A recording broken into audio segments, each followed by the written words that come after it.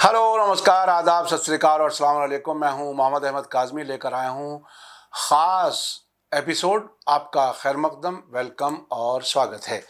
आज सीरिया में होने वाले आतंकी हमलों के बारे में बहुत ही अहम एपिसोड आपके सामने लेकर आया हूं। तुर्की के प्रेसिडेंट रजब तैयब एर्दोगान और इजराइल का इसमें कितना हाथ हो सकता है, ये समझने के लिए आपके सामने दो अहम खबरें पेश कर रहा हूं, जिससे आप अच्छी तरह समझ जाएंगे कि एर्दोगान और सीरिया में आतंकवादी जो खुद को सुन्नी बताने की कोशिश कर रहे हैं, वो इजराइल के प्रोजेक्ट में किस हद तक मदद कर रहे हैं। सीरिया के टेररिस्ट कमांडर ने कहा है कि वो इजराइल के साथ दोस्त पड़ोसी के तौर पर रहना चाहते हैं। साथ ही एर्दोगान ने उम्मीद जाहिर की है कि बशार अल असद के मुखालिफ दहशतगर्द जल्द ही बिना रुकावट के दमिश्क पहुंच जाएंगे। आखिर तक जरूर देखें। अगर आपने अभी तक media star world YouTube channel subscribe नहीं किया है तो सब्सक्राइब कर लें और घंटी दबाना ना भूलें, ताकि हमारी हर नई वीडियो का नोटिफिकेशन आप तक पहुंच सके।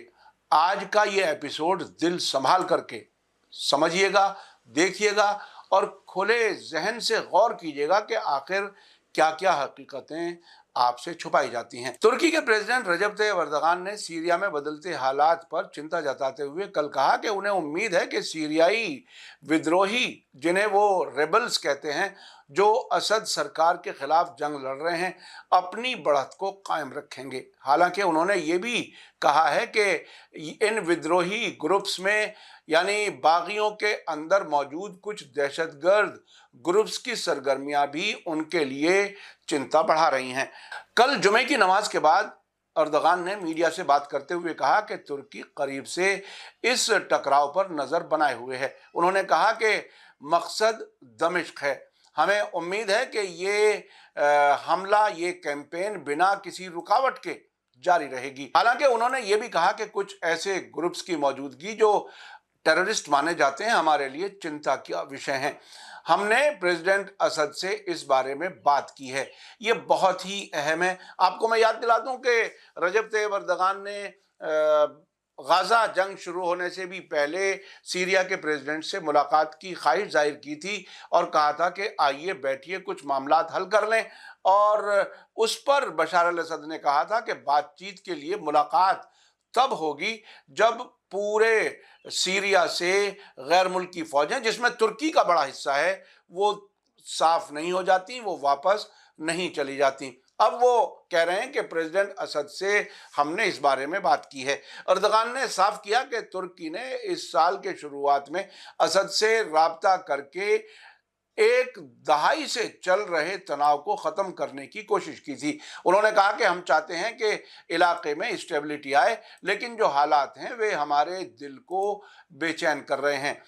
बदकिस्मती से ये इलाका आज भी मुश्किलात से घिरा हुआ है। देखिए, डिप्लोमेसी की जो ज़बान होती है वो बहुत ही इंटरेस्टिंग होती है। वो कह रहे हैं कि बिना रुकावट के मुझे उम्मीद है कि दमिश्क तक ये मुखालिफिन पहुंच जाएं, तो इसके क्या मानी है, जबकि तुर्की का बॉर्डर सीरिया से मिलता है, तुर्की की फौजें सीरिया में हैं, तुर्की के कंट्रोल में इदलिब है, जहां दहशतगर्द बैठे हुए थे, जहां से ये हमला हुआ है।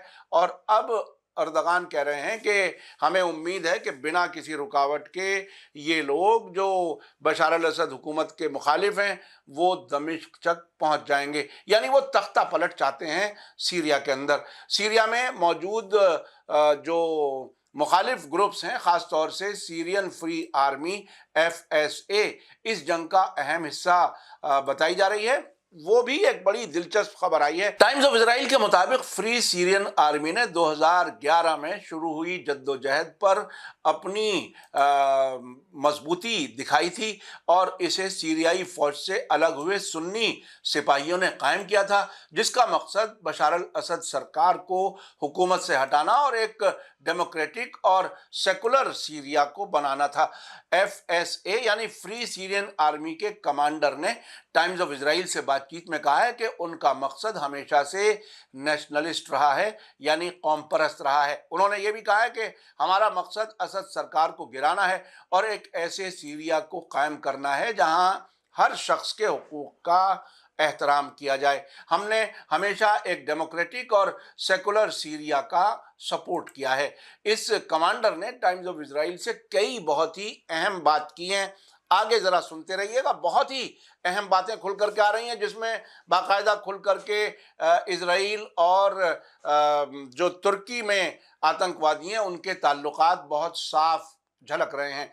इस फ्री सीरियन आर्मी के कमांडर ने बातचीत के दौरान इजराइल के साथ अपने मुमकिन ताल्लुकात पर भी खुलासा किया है, यानी अगर उनकी हुकूमत आ जाए तो उनके इजराइल से क्या ताल्लुकात होंगे। उन्होंने कहा कि हम इजराइल के साथ सुलह और अमन के लिए तैयार हैं, हमारा कोई दुश्मन नहीं है सिवाय असद, ईरान और हिजबुल्लाह के। ये समझ लीजिए, जो इजराइल के और अमेरिका के दुश्मन हैं वही इनके दुश्मन हैं जो सीरिया में हुकूमत पलटने का ख्वाब लेकर के आए हैं। अब आपको समझ में आ रहा है कि किस हद तक गहराई से इजराइल, तुर्की, अमेरिका ये सब बशार अल असद की हुकूमत को गिराने की कोशिश में हैं, ताकि फ़िलिस्तीनी मजलूमों को जो मदद पहुंचती है ईरान से, या हिजबुल्लाह को जो मदद पहुंचती है ईरान से सीरिया के रास्ते से, वो रास्ता बंद हो जाए और इजराइल का, ग्रेटर इजराइल का जो ख्वाब है वो पूरा हो सके।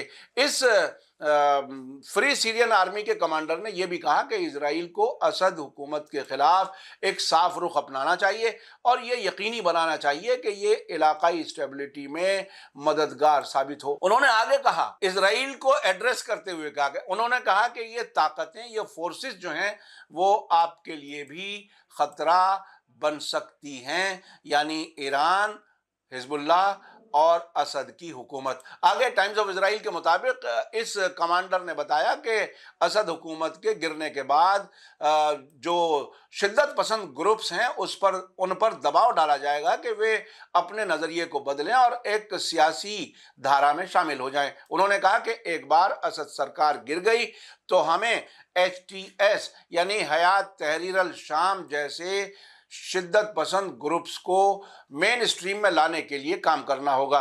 वो आगे कह रहे हैं कि ये सीरिया के हक में होगा। और ये असद मुखालिफ इस कमांडर ने यह भी कहा कि सीरिया के कुर्दों के साथ भी उनके रिश्ते को सुधारने का प्लान है। उन्होंने कहा कि हम कुर्दों के हकूक का एहतराम करेंगे और उनके साथ बैठकर बातचीत करेंगे। इजराइल को इस बातचीत में एक ऑब्जर्वर यानी निगरां के तौर पर शामिल होने के लिए उन्हें कोई एतराज नहीं होगा। आगे उन्होंने कहा कि इजराइल का जो रोल होगा वो क्या होगा और मुमकिना किस तरह से कोऑपरेशन होगा। ये कमांडर, जिसने अपना नाम बताने से इनकार किया है, टाइम्स ऑफ इजराइल के मुताबिक जो फ्री सीरियन आर्मी का कमांडर है, उसने आगे कहा कि इजराइल की हिजबुल्लाह और ईरान सपोर्ट वाली फोर्सेस के खिलाफ कार्रवाई हमारे लिए बेहद अहम रही है। उन्होंने कहा कि हम इजराइल के हमलों के लिए शुक्रगुजार हैं, इससे हमें हिजबुल्लाह और ईरानी फोर्सेस के खिलाफ जद्दोजहद में मदद मिली है। हमें उम्मीद है कि इजराइल सीरिया के दोबारा बनाने में हमारी मदद करेगा।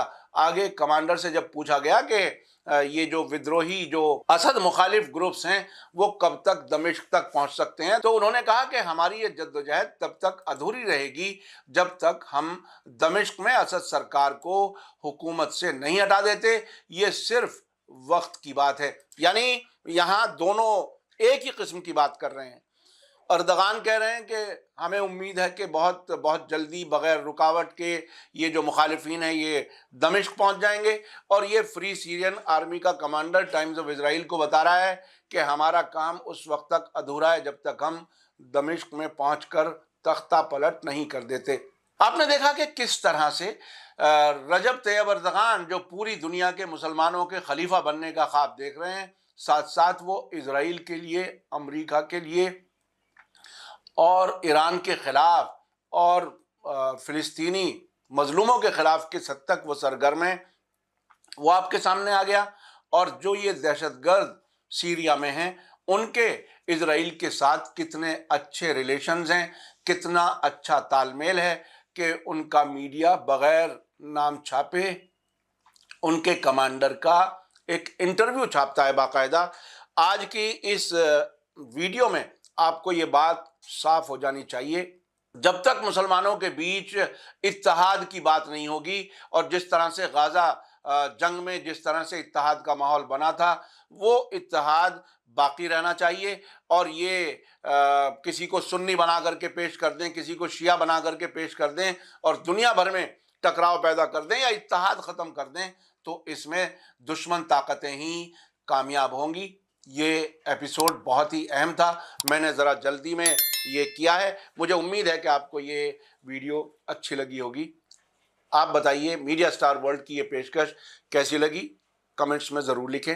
اسی کے ساتھ مجھے دیجیے اجازت، دھنیہ واد، شکریہ، جے بھارت، جے ہند۔ میڈیا سٹار ورلڈ کے اور ویڈیو دیکھنے کے لیے ہمارے چینل کو سبسکرائب کریں اور سیدھے نوٹیفیکیشن پانے کے لیے بیل آئیکن دبائیں، اور اگر ہماری خبر سچی اور اچھی لگے تو اپنے واٹس ایپ، انسٹاگرام، فیس بک اور ٹویٹر اکاؤنٹ پر ضرور شیئر کریں۔